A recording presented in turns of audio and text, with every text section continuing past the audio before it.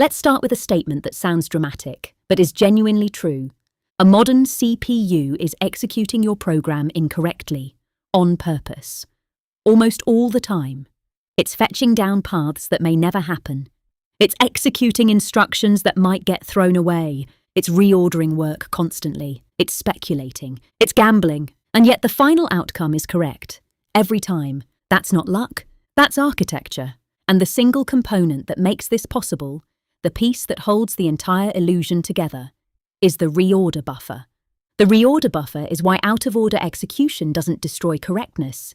It's why speculation doesn't corrupt state. It's why exceptions still make sense.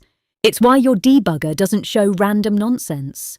It's why you can have aggressive parallel execution internally while still presenting a clean, sequential machine to software.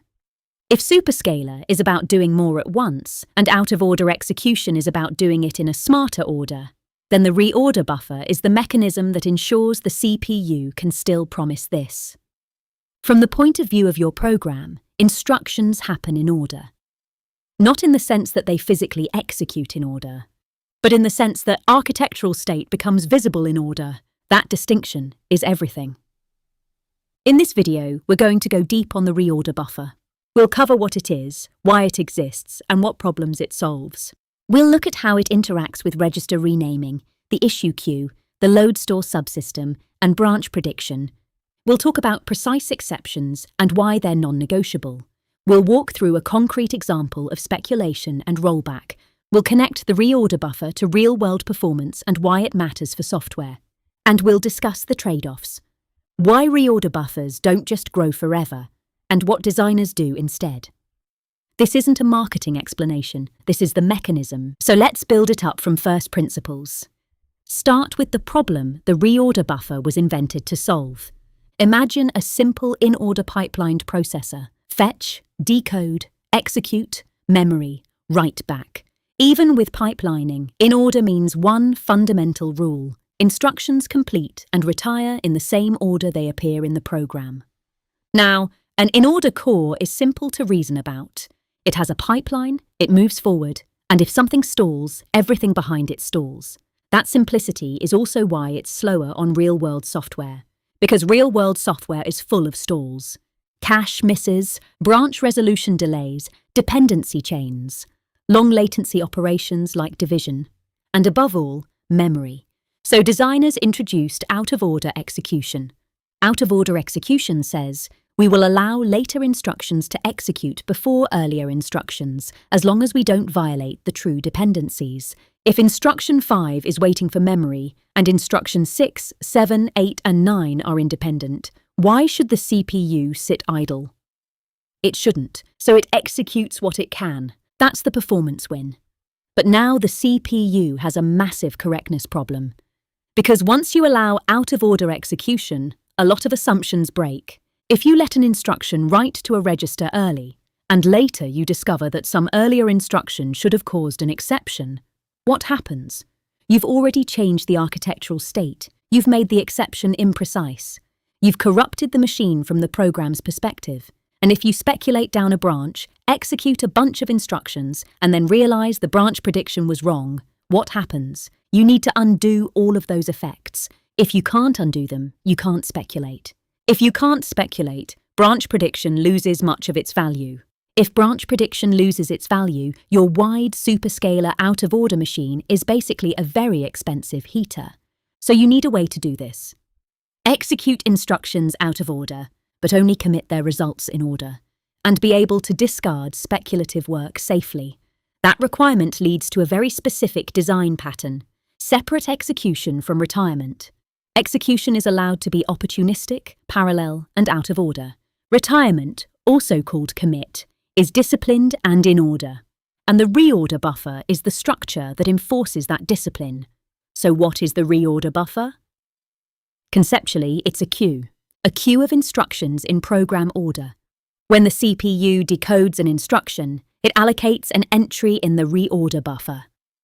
That entry represents the instruction's place in the original program sequence. Then the instruction may execute at any time, early, late, out of order, depending on when its operands and resources become available. But regardless of when it executes, it cannot become architecturally visible until it reaches the head of the reorder buffer. The reorder buffer head represents the oldest instruction that has not yet retired. Only the head is eligible to retire, and retirement happens strictly in order. So the reorder buffer is like a doorman at a very exclusive club. The issue queue and execution units can let all sorts of instructions do work inside. But only the reorder buffer decides what becomes official reality. Now let's be more precise. When people say commit or retire, what do they mean? They mean updating the architectural state.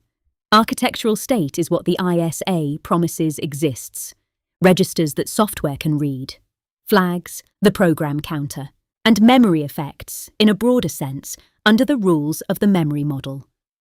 Before retirement, results are not part of architectural state. They're speculative. They may exist in physical registers or in temporary buffers, but software must not see them as final. After retirement, the CPU is promising. This instruction has happened. Its effects are permanent. We will not roll it back. So retirement is the moment an instruction becomes real. Now, why is this separation needed? Because in an out-of-order machine, execution order is not stable. And if execution could directly update architectural state, you'd have chaos. Let's go through the specific problems the reorder buffer solves. Problem 1. Precise exceptions. Suppose instruction 12 causes a page fault. In a simple in-order machine, that's straightforward. Instructions 1 through 11 have completed. Instruction 12 faults. Instructions 13 onward have not happened. The OS sees a clean state. It can handle the fault, bring in the page, and restart at instruction 12. Now imagine an out-of-order machine without a reorder buffer. Instruction 12 is waiting on something. Instruction 20 executes early and writes to a register. Instruction 25 executes early and writes to memory. Then instruction 12 faults. At that point, the machine state is a mixture. Some younger instructions have already modified things, so the OS can't see the clean as if sequential state at the fault point. The exception is imprecise. Imprecise exceptions are a nightmare. They break debugging, they break signals and interrupts, they complicate operating system design massively. They turn your CPU into something that behaves unpredictably under fault conditions. For general-purpose computing, precise exceptions are essentially mandatory. The reorder buffer enables precise exceptions by enforcing this rule. Even if younger instructions execute, none of them are allowed to retire before older ones. So if instruction 12 faults, the reorder buffer stops retirement at 12. Younger instructions may have executed, but their results are still speculative. They haven't been committed, so the CPU can discard them, roll back, and present a clean, precise state. That's the first major reason the reorder buffer exists. Problem 2. Branch mispredictions and speculation. Branch prediction is the single biggest multiplier for front-end throughput. If the CPU waited for every branch to resolve, it would fetch a few instructions, hit a branch, stall, wait, then continue. That destroys instruction throughput. Instead, modern CPUs predict the branch direction and target, and they keep fetching down the predicted path. They decode and execute instructions that might never be needed. If the prediction is correct, huge win. If it's wrong, you need to throw away the wrong path work. But throwing away work is only safe if the wrong path work has not committed any permanent architectural changes. So once again, the reorder buffer enforces a crucial rule. Speculative instructions can execute, but they cannot retire until we know they are on the correct path. When a branch reaches retirement, the CPU is effectively saying, "This branch is resolved. This path is now official." All younger instructions behind it are either correct path speculation or they will be squashed. If the branch was mispredicted, retirement never proceeds past it. The CPU flushes younger work and restarts fetch at the correct target. The reorder buffer makes that safe. Problem 3. Maintaining the illusion of a simple, sequential machine. Your code is written in a defined order. The ISA defines a model of how instructions appear to behave. Even if the CPU does insane reordering internally, it must present a coherent behavior. The reorder buffer provides a simple mechanism: keep a program order ledger, Only finalize effects in that ledger order. Now, that's the conceptual story. Let's talk about what a reorder buffer entry typically contains. At minimum, the CPU needs to know which instruction this is in program order, whether it has completed execution, whether it has caused an exception, what its destination is, and, for certain instruction types, extra metadata. So a ROB entry often includes a valid bit, a completed bit, an exception flag and exception info, a destination register tag or mapping, possibly the value, depending on design. Branch metadata for recovery, and sometimes load/store metadata. In many designs, the ROB does not store the value itself for register-producing instructions. Instead, the value lives in a physical register file. The ROB stores a pointer, which physical register holds the result. That makes sense because modern cores have register renaming, and physical registers are where results naturally land. So to understand the ROB properly, you need to understand register renaming, because they're deeply intertwined. Let's build that connection. In an ISA, you have architectural registers, maybe 16 or 32 integer registers, depending on architecture. But in a modern out-of-order core, the CPU actually has more physical registers than architectural registers. Why? Because without renaming, you get false dependencies. If two instructions both write to the same architectural register, the CPU must preserve the final correct value, and it must ensure the order of writes looks correct. That creates constraints. Register renaming breaks that. Instead of R1 being a single storage location, R1 becomes a name that points to a physical register. The rename stage keeps a mapping table. For each architectural register, the mapping table tells you which physical register currently holds its latest value. When an instruction wants to read R1, it actually reads the physical register currently mapped to R1. When an instruction writes to R1, it allocates a new physical register and updates the mapping so that R1 now points to the new physical register. That means multiple versions of R1 can exist at once. Older instructions might still be producing a previous version. Younger instructions might already be mapped to the newer version. This is how false dependencies disappear. Now, where does the reorder buffer fit? It fits at the moment the mapping becomes official. Because if you update the mapping table at rename time, you have a problem. You've changed architectural state too early. So modern designs treat the mapping update as speculative until retirement. There are different ways to implement this, but the key idea is renaming allocates new physical registers and creates speculative mappings. The ROB tracks these allocations and ensures that when instructions retire, the mapping becomes architectural reality. And if you need to roll back, you can restore the previous mapping. This is where people talk about things like the rename map, the retirement map, checkpoints, free lists, and recovery. You don't need every implementation detail to understand the concept, but you do need the mental model. So here's a strong mental model. At any moment, there are two realities: the speculative reality of the machine as it is executing ahead, and the committed reality of the machine as it has officially retired.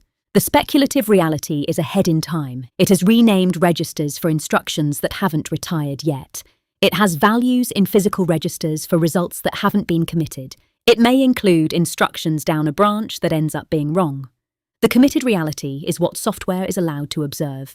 It's where the architectural state truly lives. The reorder buffer is the boundary between those. Now let's walk through a simple example, slowly, because this is where it clicks. Consider a tiny instruction sequence. Instruction 1. R1 equals R2 plus R3. Instruction 2. R4 equals R5 plus R6. Instruction 3. R1 equals R7 plus R8. Instruction 4. R9 equals R1 plus R10. Notice that R1 is written twice. And instruction 4 depends on the second write to R1, not the first. In an in-order scalar machine, this is trivial. But in an out-of-order machine without renaming, you risk confusion. So at rename time, the CPU does this. For instruction 1, it allocates a physical register, call it P20, for the destination R1. It records that R1 now maps to P20. It puts an entry in the reorder buffer. Instruction 1 will produce R1 in P20. Instruction 2 allocates another physical register, say P21, for destination R4.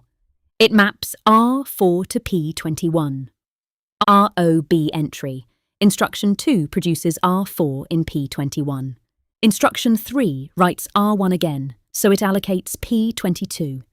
Now R1 maps to P22, but crucially, this mapping is speculative because Instruction 3 hasn't retired yet. ROB entry. Instruction 3 produces R1 in P22. Instruction 4 reads R1, and at rename time it will read from the current mapping of R1, which is P22. So Instruction 4 is dependent on Instruction 3's result, which is correct. Now execution happens out of order. Instruction 2 might execute first, Instruction 1 might execute later. Instruction 3 might execute after that. Instruction 4 might execute once P22 is ready, but retirement must happen in order 1, 2, 3, 4. So even if Instruction 2 finished first, it can't retire until Instruction 1 retires. It can sit in the ROB marked completed, waiting. When Instruction 1 completes, the ROB head can retire it. Then Instruction 2 can retire. Then Instruction 3 can retire. Then Instruction 4. Now imagine Instruction 3 was on a wrong path due to a branch misprediction. The CPU may have allocated P22, mapped R1 to P22 speculatively, and maybe even executed Instruction 4 using that mapping. But when the misprediction is discovered, the CPU must roll back. The reorder buffer knows which instructions are younger than the mispredicted branch. It can invalidate their ROB entries. It can return their physical registers to the free list, and it can restore the rename mapping to a known checkpoint from before the wrong path instructions. That checkpointing is a huge part of how modern cores recover quickly. So when you hear the reorder buffer allows rollback, that's the mechanism. It's not just a queue of instructions. It's a queue that's tied into the bookkeeping of renaming, physical registers, and retirement. Now let's talk about how instructions move through the pipeline in a typical out-of-order core, focusing on where the ROB lives. At a high level, you can think, fetch brings instructions in, decode turns them into internal operations, rename assigns physical registers and removes false dependencies. Dispatch places instructions into scheduling structures. Execute performs the operations. Writeback writes results to the physical register file and marks them complete. Retire commits in order via the ROB. The ROB is allocated at rename or dispatch. It sits there holding the program order list. Every instruction has an ROB entry until it retires. Once it retires, the entry is freed and the head advances. Now, if the ROB is full, what happens? The front end stalls, because you can't decode new instructions if you can't allocate ROB entries for them. This is an important performance point. ROB size effectively defines how many instructions can be in flight. The CPU's ability to tolerate latency and find independent work is heavily influenced by how deep that instruction window is. If your ROB is only, say, 64 entries, you can only have 64 instructions in flight. If you hit a cache miss that takes 200 cycles, you'll very quickly run out of independent work and stall. If your ROB is 256 entries, you can keep a lot more work in flight. You can overlap misses with other computation more effectively. This is one of the big reasons high-performance cores have large reorder buffers. But large reorder buffers also cost area and power. And more importantly, they increase pressure on other structures that must scale with them, like physical registers, scheduling queues, and load store buffers. So the reorder buffer isn't just a bigger is better knob, it's part of a whole ecosystem. Now let's talk about what completion means in the ROB.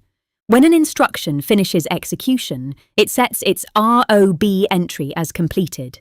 For many instructions, that's straightforward. An integer add executes in one cycle, writes to physical register, marks done. A multiply might take multiple cycles, then writes and marks done. A load might have variable latency based on cache hits and misses, but eventually it either completes successfully or it raises a fault condition. That information is recorded. Then the retire stage looks at the head of the ROB. If the head instruction is completed and no exceptions are pending, it can retire. Retirement typically happens at a fixed width per cycle, like retiring up to 4 instructions per cycle, depending on design. If the head instruction is not completed, retirement stops. Even if many younger instructions are completed, this is an important limitation called retirement blocking. It's why a single long-latency instruction at the head can reduce retirement throughput. However, out-of-order design tries to keep the head moving by ensuring that the oldest instructions are scheduled promptly. But you still can't defeat physics. If the oldest instruction is waiting on memory, retirement waits. The reason this doesn't destroy performance is that the machine can keep executing younger instructions behind it as long as there's room in the ROB. But once the ROB fills up, the front end stops and you're stuck. So ROB size and memory behavior are closely linked. Now we need to address memory operations because the reorder buffer is straightforward for pure register operations, but loads and stores introduce additional complications. There's a simple rule that helps. For register updates, you can delay architectural commitment by keeping results in physical registers and only updating the architectural mapping at retirement.